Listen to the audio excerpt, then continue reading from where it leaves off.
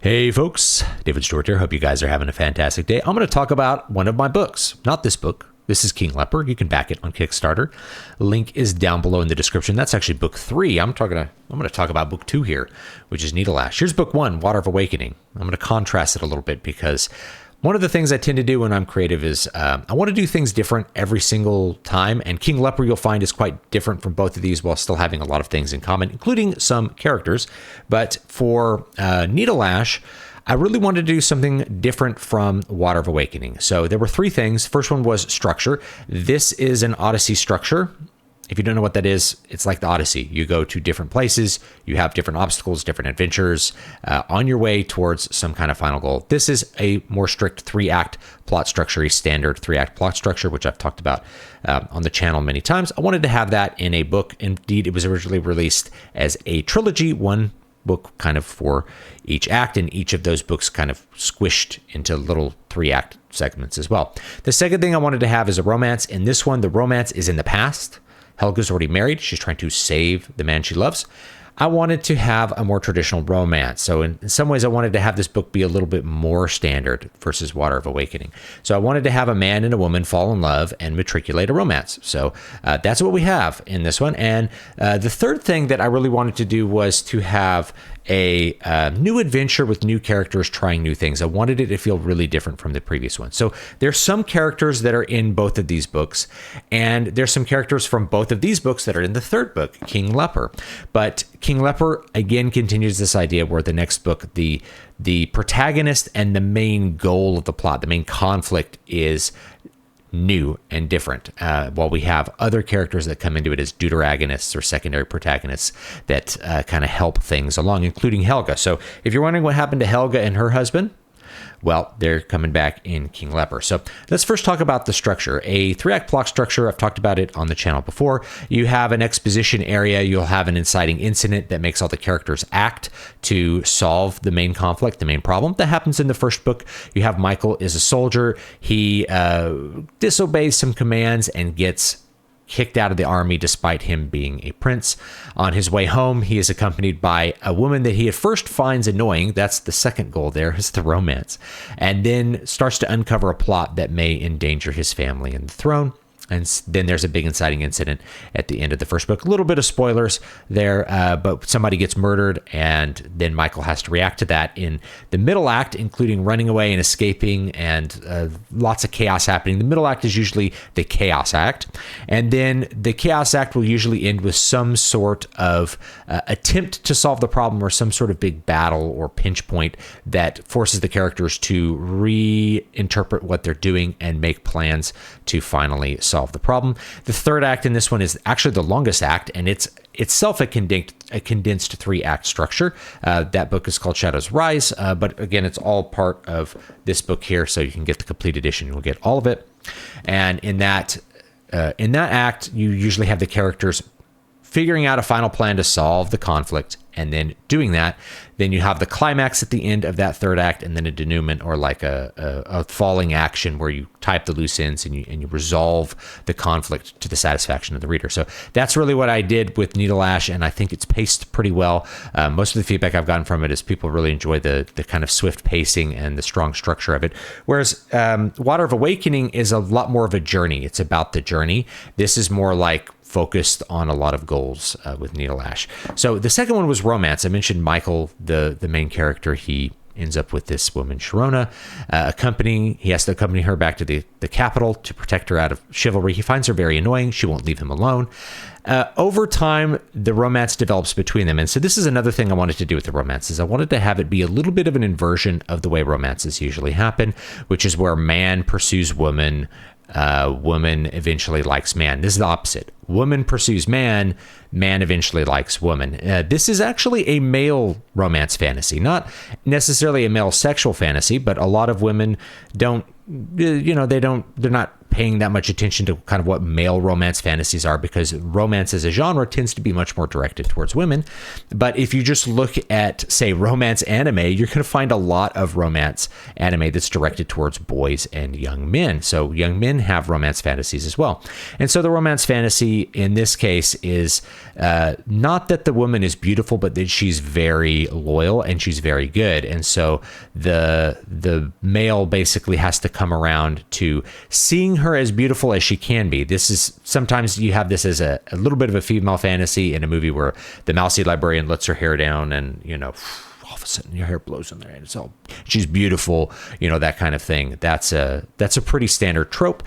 We have this sort of thing. It's that the man changes his opinion of her and realizes that he loves her. He kind of like comes to the realization that this good and loyal woman that is maybe not the most beautiful, but is the one that he can really rely on for a domestic relationship, is the one that he really likes. That is actually a male romance fantasy. So that's what we're kind of getting with Michael and Sharona. We're getting Michael and Sharona slowly coming to know each other. Sharona seems a lot more obsessive about Michael.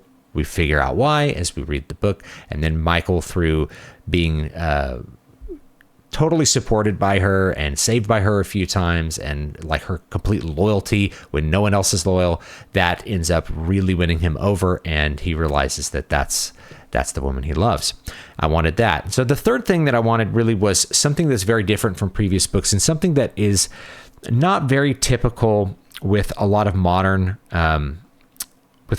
fantasy, which is a series, an episodic series, a series of books where they're connected, but they're not like, you know, bang, bang, bang, bang, cliffhanger, cliffhanger, cliffhanger, like the standard way that indie fiction is written, where you have 40 volumes of cliffhangers with one main character kind of doing things over and over again.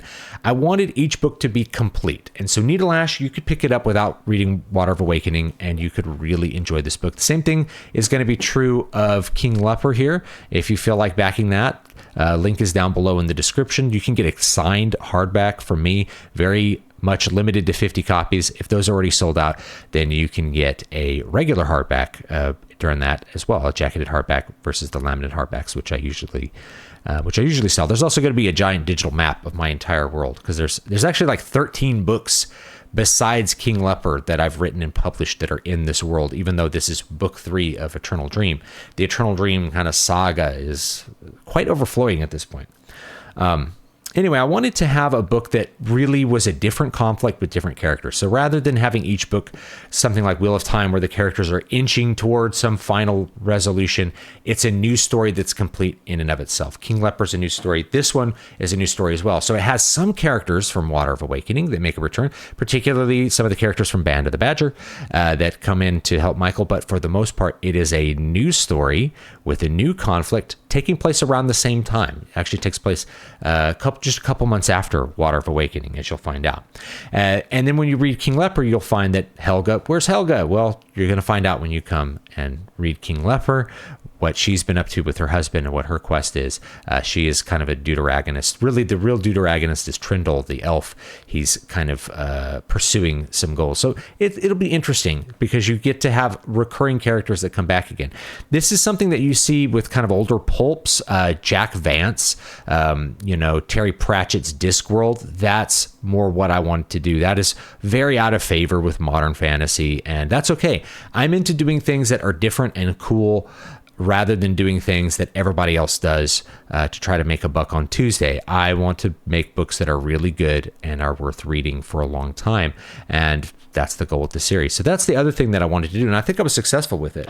And this third book will tie that even further together. And if you've read Wasting Desert, that's another example of that. The same characters from Needle Ash are going to go have an adventure, a couple of them, but then there's some new characters with their own goals.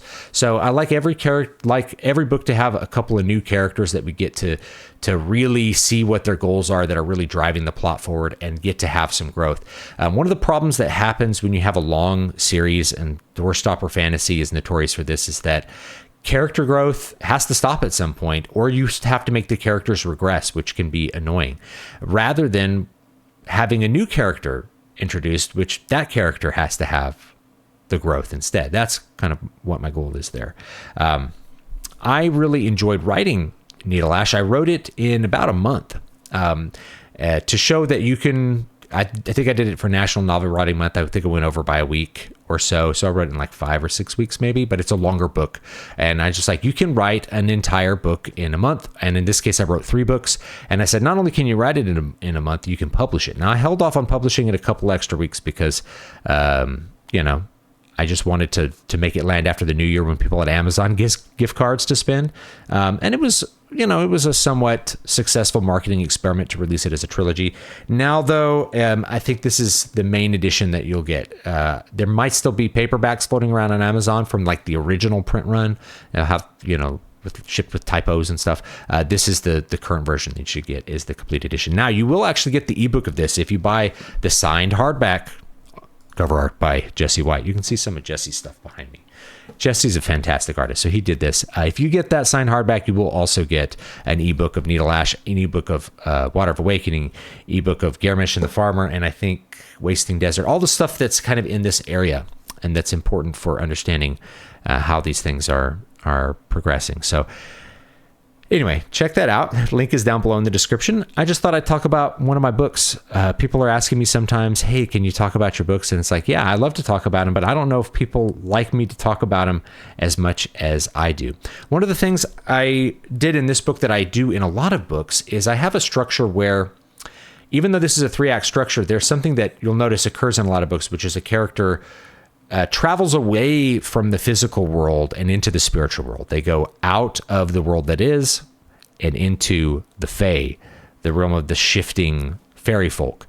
And they will have a change that occurs as they leave that world. And that's the case here. They escape to another world, and they're not physically changed the way Helga is in the first book, but they make kind of moral and ethical and intellectual changes. They grow as characters and make decisions about what they really need to do in this life. So they do come back changed, but not in the same way. We actually have the same thing in some other books, including a book that I've written live. I write it live every Friday and Wednesday right now. It's called Prince of Twilight, and it's another Eternal Dream book where we have similar things. We have a departure from the world that is and going into the Fae, going into another realm, a fair realm where things are different and where you come back changed. That's an old theme in fantasy and fairy tales going way back. So I wanted to have that in Needle Ash as well, and it is there. So check it out and leave me your thoughts down below. Let me know what you're thinking, and I will see you all next time. Have a great day.